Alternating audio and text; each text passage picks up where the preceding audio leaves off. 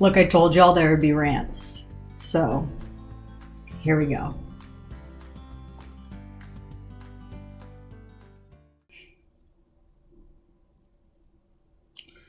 So an easy way to end a conversation with a stranger on the internet is to try to condescendingly teach them basic history with major misunderstanding of political theory. I just thought that I would, in case you didn't know that. So I accidentally ended up in a Facebook conversation with a random person, and I've literally never, I don't even know who this person is. It was on one of my friend's posts, and she and I were having a productive conversation, understanding each other's different points of view about the current political situation, and this broski comes in hot and heavy, trying to explain to me how I don't know what socialism is and how I should read the Communist Manifesto, and he doesn't want to stand in line for bread and cheese. Okay,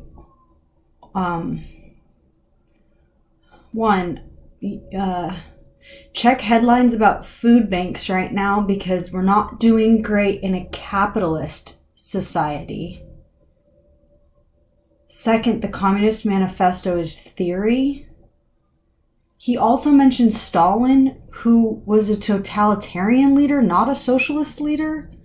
Also, communism and socialism are different. I try really hard in real life and on social media to try to keep an open mind and understand other points of view, because there's 0% chance that we are going to improve anything if we continue to just point fingers and scream at each other from across some made-up line that institutional powers have decided are what divide political thought. We're all individuals. We all have different priorities. We all have different life experiences that paint the way that we see the world. And it's important to understand different points of view. I don't have to agree with the logic that gets you to your point of view, but I'm not going to completely discredit it just because I don't agree with it. I don't think that it's productive to say, if you X, then you Y. Like, that's not you. People are so much more complex than that. But I'm going to stop talking to you real freaking quick if the first thing that you say to me is assuming my education, source of political thought. I mean, this dude was literally like, you're just parroting the liberal media. Like, no, I'm not, because I don't watch the news. I read a variety of news sources and then synthesize them into my own opinion, like a productive civic member of society. So, I don't know. What do you do? Like, what are you supposed to do if you're trying to have a productive conversation with somebody to understand their opinion, and like every response that they give you is either calling people names or, you know, making these grandiose assumptions about who you are as a human when, like, you don't know me. Like, just ask it as a question, like, have you learned about or have you read X, Y, and Z? Not, you should go brush up on your history. Dude literally said brush up on my history, which maybe you're not wrong. But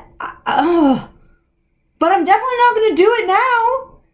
I mean, I am, because I'm studying to teach history, so I'm brushing up on history. But it's not because you suggested it to me.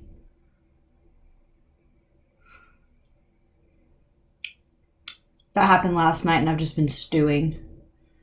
So now it's 11 a.m. and I just needed to get that out of my body.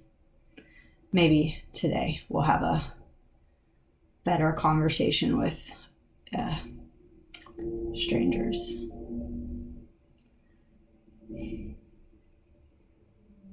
it's just sad that we can't be kind to each other. And then it's no surprise that we don't get anything done. So, if anybody wants to have a calm, civil conversation about differing opinions, I would love to better understand people who think that Trump's presidency was a success and who think that the very moderate Biden is a socialist.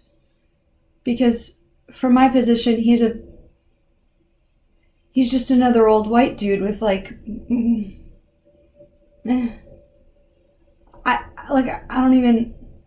don't even know how saying we shouldn't let more people die from COVID makes you socialist.